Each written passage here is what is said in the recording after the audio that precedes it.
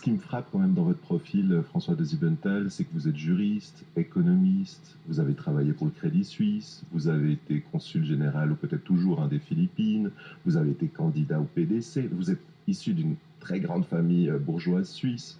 J'essaie juste de faire de l'ordre dans ma pensée parce que pour vous c'est évident, hein, c'est des décennies de mûrissement, j'imagine, d'une pensée. Euh, si je comprends bien, il y a une espèce d'élite mondiale qui est très lié à des réseaux pédophiles, pédocriminels même, dont l'objectif final est quoi, en fait? Écoutez, l'objectif final, je pense que... Ah oui, on peut le voir. Ils ont fait un monument aux États-Unis qui s'appelle le Georgia Guidestones, en 8 langues, gravé dans la pierre, dans lequel ils disent nous voulons maintenir la population mondiale à 500 millions. Ce qui veut dire qu'il y a des milliards de personnes qui sont trop sur cette terre. C'est leur volonté affichée de pas mal de cercles dirigeants dans le monde. Ils veulent la magnifique terre que pour eux. C'est un égoïsme colossal. Donc vous pensez par exemple que Bill Gates, c'est un agent du démon? Écoutez, je vous réponds en tournant autour du pot. Je ne veux pas condamner Bill Gates, c'est pas à moi de le juger. Il sera jugé par ceux qui doivent le juger. Moi, je juge l'arbre à ses fruits. Je ne sais pas si il est ce que vous dites. Je pense qu'il y a beaucoup d'indices, notamment le fait que maintenant c'est des informaticiens qui dictent la vérité sur la terre entière et qui se permettent de censurer des médecins qui trouvent des médicaments pour soigner des millions de personnes. Les informaticiens font des programmes, des robots automatiques pour ôter toutes les propositions de médicaments qui coûtent pas cher, et c'est de nouveau pour favoriser des gens qui ont beaucoup de produits qui coûtent très cher. C'est de nouveau l'argent qui domine pour des milliards. Ils prévoient 10 milliards de doses. On va nous abonner à des vaccins dans lesquels on ne dit pas ce qu'il y a dedans, des vaccins expérimentaux qui vont même modifier notre ADN. On joue avec le feu, c'est des apprentis sorciers. Alors maintenant, pourquoi on a mis des produits toxiques? Pourquoi on a mis des cellules d'embryons avortés dans les vaccins avec une multitude de produits toxiques? Pourquoi? C'est pour faire du mal. Ça, c'est certain. Alors, si plusieurs personnes unies, payées, sous chantage, pédocriminels, s'organisent pour faire passer les directions de l'OMS dirigées par un terroriste avant la Constitution fédérale suisse, avant nos autorités fédérales, et confinent, ferment les frontières, poussent au chômage, détruisent la civilisation occidentale pour des motifs inavouables, alors oui, je réponds à votre question, il y a une entente entre une minorité de personnes qui abusent de leur pouvoir et qui veulent tuer.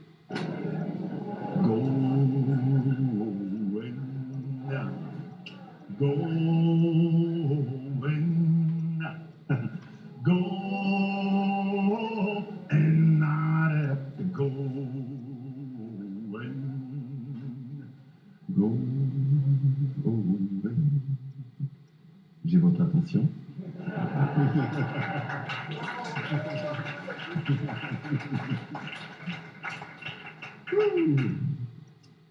Bonjour. Vous allez bien? Faites comme chez vous, hein, c'est pas... Voilà, vous allez voir que l'idée de l'événement de cet après-midi, le dénominateur commun de ce qui va se passer à partir de maintenant, c'est la vie. Donc, soyez vivants. D'accord?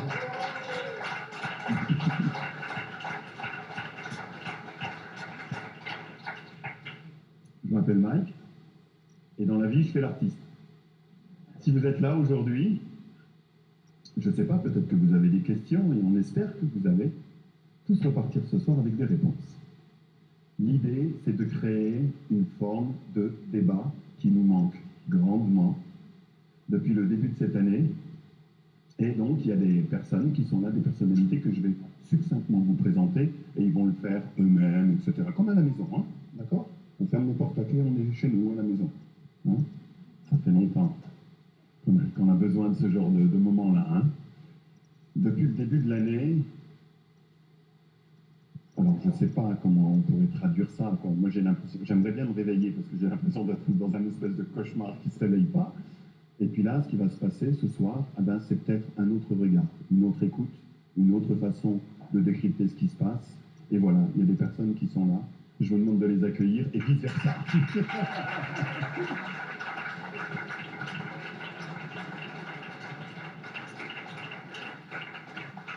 Bon, vous me connaissez un peu moins, hein, parce que je ne suis jamais sur les réseaux sociaux, je ne suis jamais devant des caméras, je n'aime pas ça du tout, donc j'aurai un peu de peine à m'exprimer ce soir, mais je vous demande un petit peu d'indulgence.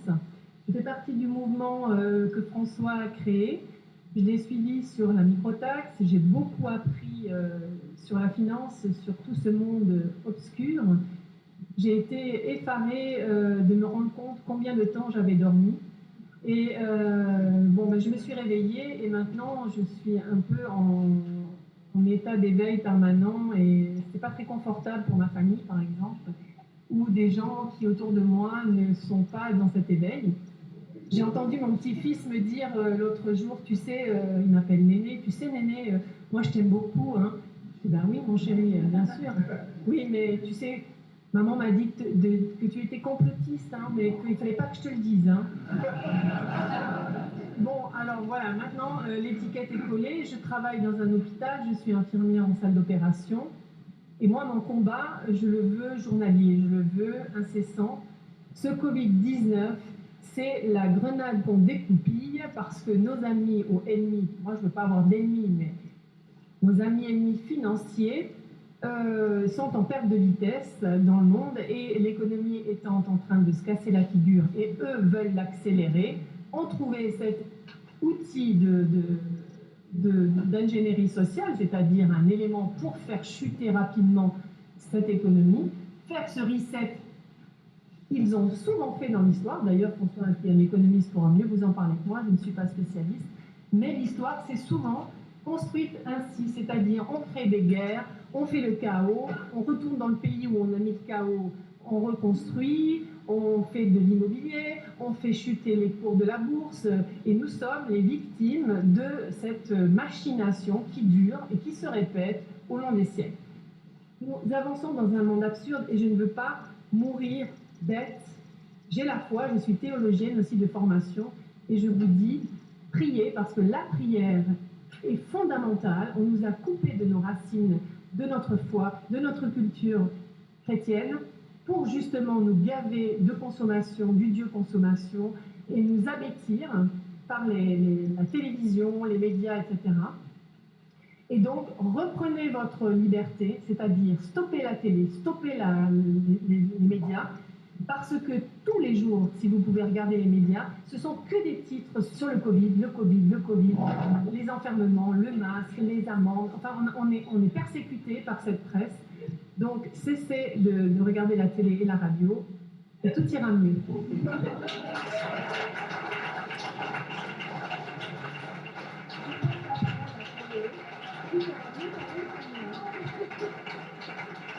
Et moi, j'ai vraiment une grande joie de donner la parole à mon ami Jean-Luc Ador.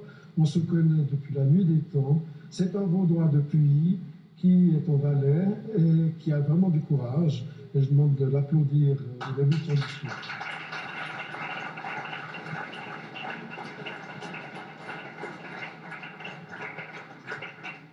Merci. Bonsoir à toutes et à tous. On a sombré dans un monde un peu bizarre, dans une société un peu bizarre où on a presque honte de dire certaines choses, de réfléchir à certaines choses qui ne sont pas une espèce de doctrine officielle concoctée quelque part à l'OFSP. Donc, ça fait quand même du bien de se retrouver dans un espace de liberté avec, je dirais, des esprits libres. J'aimerais partir comme point de départ de cette espèce de dictature sanitaire sous laquelle nous vivons depuis la mi-mars. Tout le monde sait que la réalité du pouvoir, notamment pendant cette crise, et puis aujourd'hui encore, elle n'est pas exercée par rapport aux mesures qui sont prises par les 7 conseillers fédéraux, elle est exercée quelque part, probablement dans un petit cercle de personnes à l'Office fédéral de la santé publique. Et ça n'est pas évidemment pour nous rassurer. Comment est-ce que cette dictature sanitaire s'est installée? On a commencé à faire peur aux gens, pour simplifier. Et puis ensuite, on les a isolés. L'isolement, il continue un peu avec le masque, avec pour résultat une forme de contrôle étatique par des moyens de surveillance électronique de masse. On a parlé de traçage on peut parler de traquage. Quel monde voulons-nous?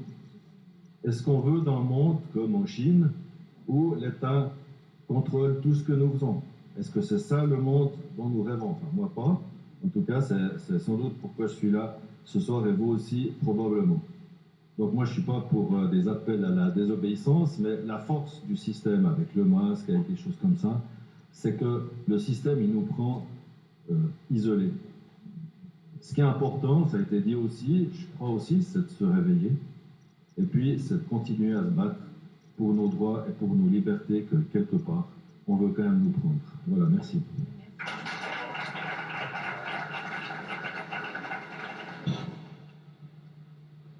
Ah ouais, alors c'est vraiment impressionnant. Voilà le chantier. Vous avez des milliers de livres. Théologiques, philosophiques, religieux, histoire des religions, mathématiques.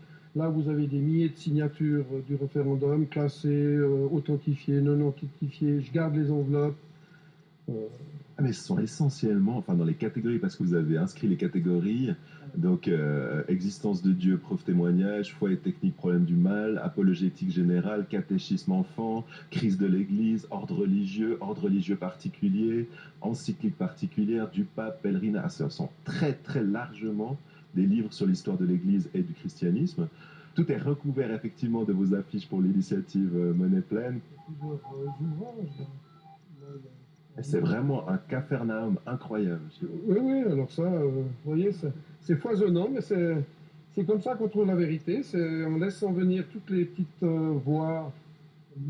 Est-ce que vous pensez qu'on est dans un moment où la pensée que vous défendez connaît un retentissement, une audience sans précédent? Oui, moi je crois. Moi je parle de fenêtre de tir. Je crois sincèrement que maintenant, la situation... Je dirais, les méchants ont fait tellement de bêtises. Il y a même un auteur en France qui dit il n'y a pas d'erreurs qu'ils n'ont pas commises. J'espère pour le bien, parce que si on rate cette fenêtre de tir, si on ne prend pas ses responsabilités, si on ne défend pas nos libertés, on sera dans un système dictatorial.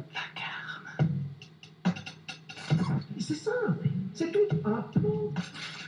Et à mon avis, je vais même plus loin, je pense que les Chinois ont été payés pour faire ces images, pour terroriser le monde entier. Ils ont reçu le chèque, ils devaient sortir un virus très méchant, et ils ont été finalement assez gentils, ces Chinois. Ils n'ont pas sorti le plus méchant virus qu'ils avaient dans les tiroirs. Et ils ont encaissé le chèque de Bill Gates et de tous ces imbéciles, et ils leur ont fait en fait comme ça.